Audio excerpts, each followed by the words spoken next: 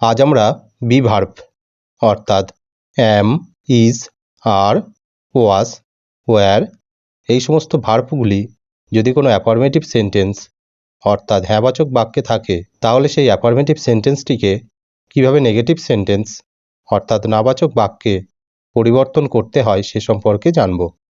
যদি কোনো বাক্যে বি ভার্ব থাকে তাহলে তারপরে নটকে বসিয়ে আমরা নেগেটিভ করতে পারি। যেমন he is a good boy, সে হয় একটি ভালো ছেলে। এই বাক্যটিকে নেগেটিভ করলে হবে he is not a good boy, সে হয় না একটি ভালো ছেলে। তাহলে দেখো হি সাবজেক্টটি প্রথমে বসেছে, তারপরে ইজ বি ভার্বটি বসেছে, কারণ হি সাবজেক্টটি হচ্ছে সিঙ্গুলার বা একবচন। আমরা জানি সাবজেক্ট যখন সিঙ্গুলার বা একবচন হয় ভার্বটিও সিঙ্গুলার বা একবচন হয়। তারপরে ইজ বি ভার্বটিকে আমরা অক্সিলারি ভার্ব বা সাহায্যকারী ক্রিয়া হিসাবে ধরে নিয়ে ইজের পরে নটকে বসিয়ে নেগেটিভ করেছি। শেষে বাকি অংশ এ গুড বয় বসেছে। তেমনি am not, are not, was not, wire not এগুলি হয়।